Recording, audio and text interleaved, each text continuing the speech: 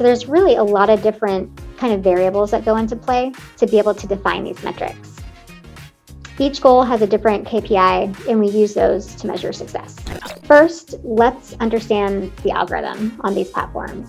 Retailers will follow some form of this formula. Quality score times bid equals probability of winning the impression. And the way we like to think about this is in a flywheel. This is about servicing the right ad to the right person at the right time. At the top left, this is really about campaign structure. It's matching the best products against the most relevant keywords, and KPIs we're looking at are things like click-through rate. Next, let's talk about traffic. This is really where technology comes in. Leveraging technology to optimize your strategy. Are we going to get the payout from activation? KPIs here are clicks and cost per click. Then there's conversion, and as advertisers, we have a little bit less control here.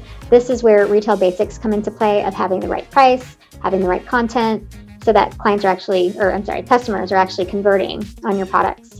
And then next is generating the sales. This reinforces sales rank and keyword relevancy, which reinforces the flywheel. Now, let's understand the shopper. We think of shoppers in two camps: brand loyalists and brand agnostics.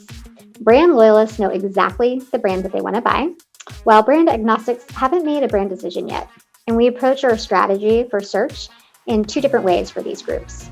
So brand loyalists are willing to try new products from the brand that they love. They trade up to larger pack sizes or may try without star ratings. So you could be selective about the items that you're advertising. They're great for driving a larger basket or selling them other brands in your portfolio. Brand agnostics are volume drivers for brands. For the most part, these make up a large volume of total shoppers. And then on the right-hand side, we visualize the percent of total traffic that is branded searches. Amazon is high because it's a spearfishing platform. Shoppers tend to know what they're looking for, so we see a higher mix of brand loyalists there. On the other end of the spectrum is Promote IQ, where 85% of searches are non-branded. So this slide kind of sets the stage for expanding your KPIs to align to your goals.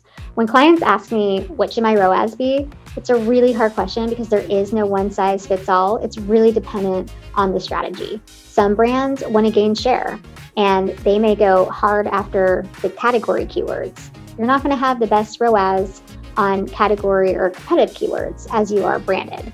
So really setting an understanding of what is your goal. Are you the leader in the category, or are you a fast follower? Are you a nimble niche brand that not many people know yet? So there's really a lot of different kind of variables that go into play to be able to define these metrics.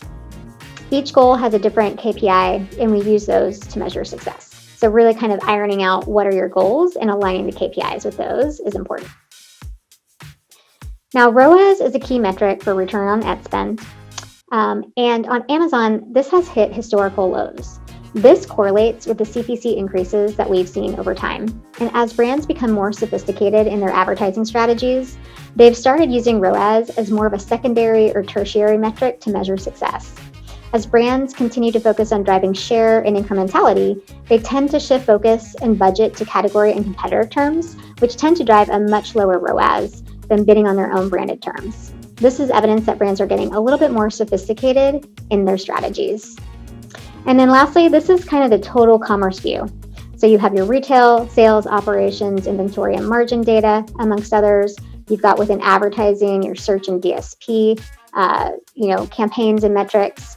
You may have your own data and third-party data. And this all comes together in one place to drive automation and actions. So this is really the whole enchilada. It helps you understand what is the impact between paid and organic positioning, how incremental is my search advertising, and it allows you to answer a lot of those type of questions.